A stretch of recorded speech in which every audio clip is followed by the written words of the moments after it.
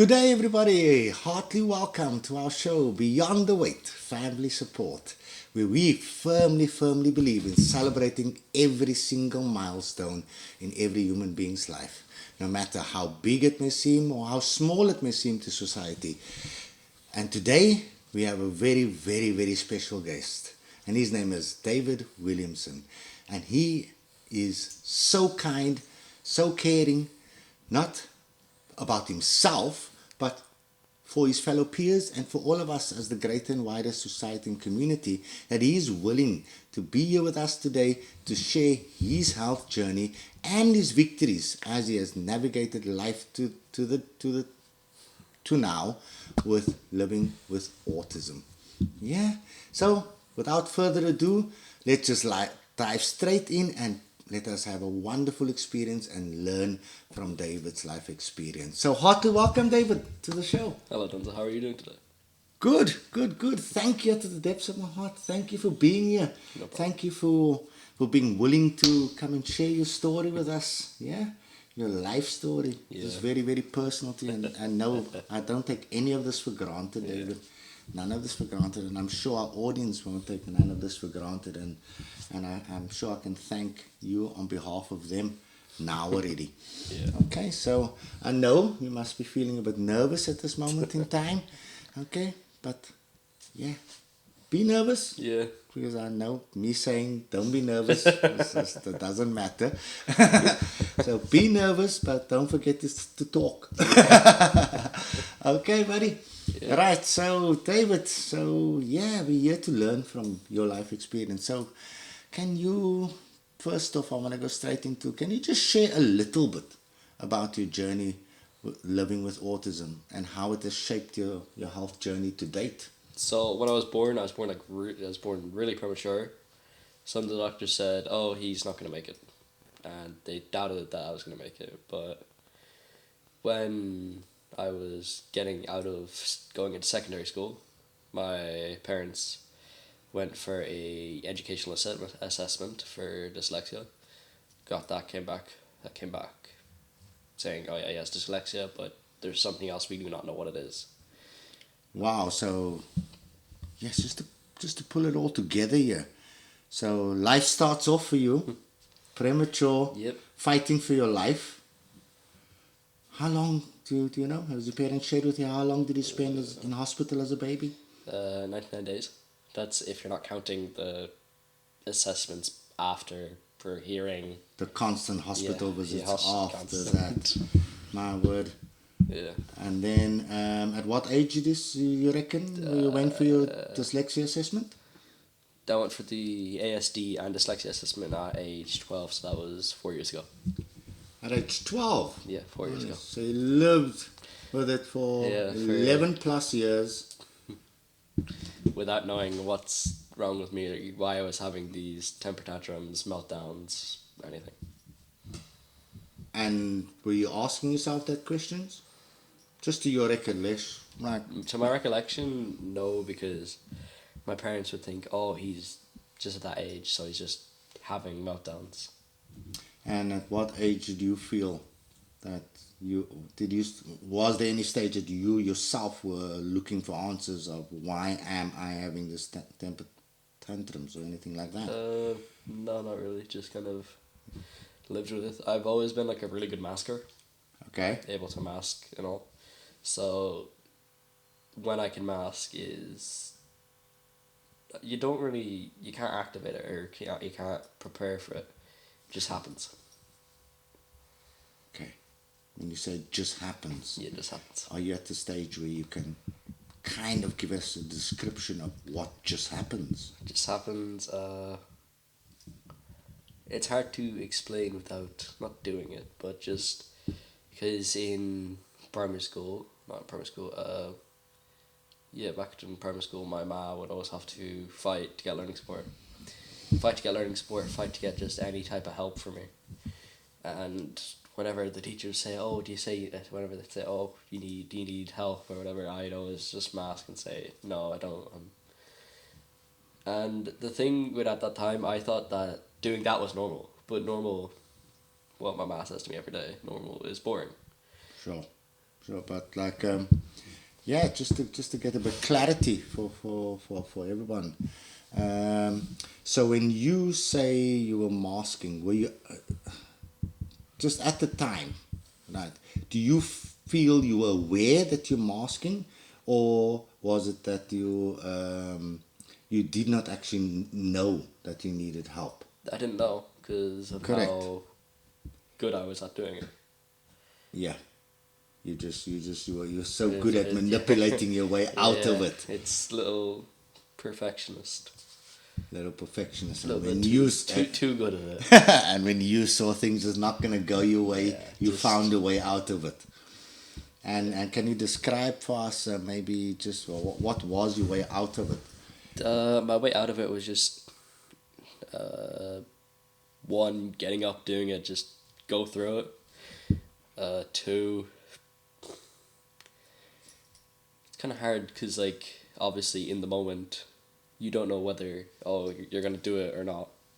Because, like, let's say if Yeah, you're that's what I'm trying to Yeah. to get out of you. What is that you're gonna do it? Yeah. What's that gonna do it? What did you do in What the did I past? do? Like was it a tantrum? Was it aggression? Was it throwing furniture? Was it foul language? It was kind of the tantrums and the foul language. So Okay. Okay. And that was an attempt just to get out just to get out, yeah. of whatever the task, yeah? Was there any specific task that you in particular found difficult? I So- want to say, In any environment, doesn't have to be school or home or what would it be? At home it'd be sleeping because I can never. I've always been like a night person, can't sleep. just couldn't go to Just sleep. couldn't go to So sleep. when you heard the words, it's bedtime, Yeah, tantrum time to kick in. yeah. So yeah, Okay. and for the school it'd probably be maths because just maths is not my strong suit. Okay. And that would trigger you off then. Yeah. Okay. And post tantrum? Post tantrum. I'm just trying to give the Yeah. audience a feel. I know we're really digging Yeah, deep. yeah, And yeah, don't worry. You're gonna as you can see, he's not doing these babies anymore, by the way. Okay, so Yeah. this is why don't feel embarrassed. Yeah. You have been victorious over all these things that may feel so negative, and I know it's really, I can see in your eyes, it's really touching your heartstrings what you've been through. So yeah, just take your time in answering, and yeah, just you can in your own words describe how you felt after it happened. I'm privileged to know David for a while now, so I know in many, and I'm privileged to have witnessed. Okay, it may sound like a strange statement. I'm privileged to have witnessed David go into a tantrum, all right. But I can also vouch for post those tantrums. It was like you had a blackout. Yeah, just blackout, just nothing remembered. Just like I wouldn't remember why I'm there or why I'm doing it. So you're like lost in the world and like, why am I in this room and stuff, and Yeah. that then brings further anxiety. Yeah. I can just imagine. Scary, Yeah. scary place. Thank you. That's profound. For not only for your peers that may be going through similar Yeah. circumstances, but for us, that we can understand you a bit better for the wider community. Yeah. So we've mentioned already that you're at the stage now, you're at the phase in life now, things is going much better. Yeah. Yeah, you're doing fantastic. So there's been many victories. Okay, so with these victories within your health journey, can you tell me how did it impact you overall? How is it impacting your well-being now overall? If you maybe think a few years back, whether it's just pre or you get the diagnosis, we shouldn't just share your age with us again. 15. 15. Okay, so she's got the official diagnosis for 3 years. We know the signs and symptoms was there before that. Okay. I know for a fact this last year especially has been a great year for you. Yeah? You sat exams and everything successfully, passed it. He's a guitar, is it? What, Guitar, yeah. You're playing the The two. guitar. Playing the guitar now. He's sitting here with us on camera. He's doing advertisements for proper TV. I can just throw all these amazing things that this young man is busy doing here. Okay? After all that potential, what we could say as negative that he had to go through. And here he is. He's got major victories over all this. Just tell us, how does hearing that make you feel? Earning or doing it makes me feel relieved because I get to show that autism isn't just a disability that affects one or two people. It affects multiple people. You might not know what they're going through. So. And autism is not you per se. Yeah. It Like doesn't I'm not autism. I'm David with autism. Fantastic. And David has overpowered autism at this stage, and David is conquering. Yeah? So, anything more to add? I can see the pride in your eyes. Speak! Speak now. I remember when I first got diagnosed, the doctor was asking, "Oh, so you're happy, and why are you so happy?" And I said, when my mom got this tattooed on her arm as well, and these are my quotes now, because I get to be me. Wow. Yeah. Like, because before that, I didn't know what being myself was. Wow. I love it. Powerful. So, getting the diagnosis, like just, it was the closure you needed. Just the closure I needed to show myself, this is what's wrong with me. And this is how I'm going to start working towards overcoming it. Yeah. And you could truly get to be you because you didn't know why you were being the way you were being. Why I was having these blackouts for temper tantrums. Well, I'm a bit speechless. I think we all should just take a moment. Just take a moment and take that in. I just want to get right on what David just said. When he got his original diagnosis, just share that quote with us again. Because I get to be me. Because I get to be me. Ponder that one. Ponder that one, everybody. So, thank you for that, David. I love it. With that, you've come this far. You've had this wonderful victories, and no doubt there's plenty more victories to come. What advice would you give your fellow peers and the wider community, families living with not only autism but neurological conditions, whether it's ADHD, dyslexia, as you said, dyspraxia, all neurological conditions? What advice would you give them facing similar health challenges? I would tell them to try not to mask or just try not to hide yourself as much. But just go out into the world, be yourself, no matter who you are, what age, what gender. Very good. Very, very, very good. Take that advice. So am I understanding this? When you say try not to mask so much, your advice to your peers is then ask for help. Yeah? Would that be a good first step for them? Yeah. Ask for help. Yeah. Okay. Did you that just brings me back to, was there at any stage where you found it difficult to accept that you're having these difficulties? When it kind of got all piled onto me that, oh yeah, you have this, you have this, you have this. It's kind of hard to tell. Was there a why me Yeah, moment? there was a why me? Why is it me? Why is it not certain other people? Why is it not this person? and yeah, and you overcame that, let's say, negative emotions or potential denial at the time or whatever the case may be. And there's nothing wrong with me, and this is just leave me alone. All this thing, don't need your help. Denzel's heard that one before in therapy sessions. Get away from me. Yeah, and yeah, and am I right in saying having these victories in life that we've mentioned already just really helps elevate you? Yeah, helps elevate the, I don't want to say my ego, but helps elevate the fact that I can still do this even with autism, ASD, whatever you want to call it. You know what, David? I esteem you. I want to put you on a pedestal.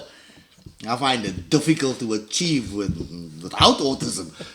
Never mind with autism. And yeah, you are doing it. I remember the days. I was to share with you. I was in my late teens trying to start learning to play the clarinet, and how tough that was. And yeah, you going at it. And what was it? I think you got an A or B in music in your exams. Was it? It was an A. He gets an A in his exams. His A within his first year of playing an instrument. Boom, nailing it. So you should. We all mind. Let your ego feel it. We let your ego feel it. We all need an ego booster. Don't let my ego get too big though. No. And that's what I love. That's what I love about today. We're achieving, and you fold with all this humbleness. We have privileges sometimes that we're not only in the therapy room together. We go for meal together at times, me and you, and yeah, I can honestly vouch for David's humbleness, but also as you're already experiencing just by him being, his willingness and his care, his compassion for others. Okay, so. Final or second last question, maybe, David. I just don't want to miss this one. We've touched on a lot of it already, but like, as we alluded to, you've been in therapy, you've been in occupational therapy with myself, okay, Yep. on this health journey. How? I'm not looking for a feather in my cap, by the way. How has occupational therapy helped you overcome some of the obstacles? It's helped me overcome it with the what should we call it, with the regulation tactics that we have, obviously with the core workouts, like with the balls and all. So all the proprioceptive work, as you want to put it that way, if you want to and the sensory stimulation work we've done, and self-regulation work. Yeah, you don't have to use the OT words and OT terms now. Yeah. But without occupational therapy, what do you think? How would life been different? Life would be a lot harder to find a reason to how to bring myself down. Obviously, I wouldn't be doing this here with you now, so.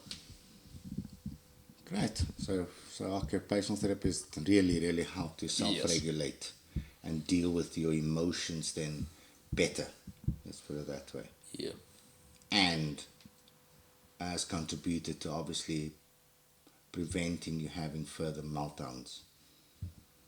Would you maybe just kindly just share with us? So I'm pretty sure the triggers is not all gone. No, the triggers are still there, but I know when to take a minute or take a moment off. Good. Or just take myself out of the situation. Good. And not go into that deep dive pit of darkness and tantrums and forget where I was and who I was. And yeah, the powerful thing I just like to share with David, even though a blackout sounds like it's totally forgotten, it's almost like it's forgiven and forgotten. No, the remorse phase comes after as well, where he absolutely regrets whether it was his foul language or whatever he's done. Yeah. So I just want people to know that. Yeah. That because some people might be sitting there thinking, oh well, if he has a blackout, then it's almost like there's no effect on him then. but it has a It has a major. major one. Because then after, when you come out of the blackout, you'd forget where you are. You'd forget who you did, what you hurt, or not what you hurt, or what you did to hurt the person, or and then after that you have the instant regret, the sorry feeling, to say to let's say if it happened at home, just go down, say sorry to whoever you got tormented at, and then But wow, just help me understand this and help us all understand this. So the remorse and the sorry feeling comes after the blackout. You're not sure what exactly you did and to who you did it, yet you know you have to go and apologize. yeah, even though, like, let's say if I did it to my brother, like, I'd still, even though I'd say, oh yeah, I still don't like you, but that's our relationship as a brother. Yeah, sure. Like, we have that fun, angry, mean, sorry relationship. Sure. Yeah, and then, like, if I got like really angry at him, I'd go away from him, do whatever I need to do. But did you need, sorry to break your word, did you need your mother then to explain, David, you did this to your brother, that's wrong? Yes. And somebody has to tell you, oh, you hurt your mother maybe with your foul language or whatever the case may be. Yeah. And without anybody telling you, you just know. I You're got to just go say feeling sorry. this remorse, but you don't know for what. Yeah, I sometimes I can't even remember who it was or who I did it to. Wow. That must be tough. Yeah, but even though with the sorry feeling, for since I've been diagnosed, since of like last year or two, I think, there's been not as much temper tantrums or meltdowns, as you want to call them. Yeah, because you go through therapy and through regulation and all. your little wins, the small wins, the daily wins. Yeah. Getting through a day without a tantrum, getting through an exam, getting through, it's all built up, all this wins is built up to this phase where all the negatives are starting to fade away in the background. Or I should say the triggers, like we said already, is still there. They're still there, just not as it's not you're not allowing it to affect you or make you dysfunctional. Yeah. So to say. Okay. Powerful stuff. So, any final words of encouragement that you'd like to share with us? When you get diagnosed, don't be afraid to be yourself. Just go out to the world. Like what I said in an earlier answer, go out to the world, however old you are, whatever gender you are, whatever sexuality you are, no matter what it is. Just go out and be yourself. Fantastic. David, thank you very, very, very much for being with us today. We truly appreciate your willingness to open up your heart, to share your life, profound, personal things that you've shared with us. And we just want to say, wow, well done, young man. Well done to you. And keep up the come on, man, just keep up the great work. You're getting me emotional now. So, first pump, bro. Yeah. So, to everybody for joining and listening to us here today, just thank you. Thank you for being with us. Bear with us. We may not have perfect visuals. The sound may not be perfect, whatever else. But I do believe the message was absolutely profound, absolutely perfect. And if you want more of this, and I promise I will improve when it comes to the technology side of things. If you want more of it, click the subscribe button, please, and come and join us and join this community at Beyond the Wait. With this, we say thank you. Thank you, David. Thank you to David's parents for allowing him to be here with us. Thank you to his family. And we say thank you to everyone that made this moment possible. Any final words, David? Thanks for listening to my journey. With that, bye-bye, everyone. Give them a wave.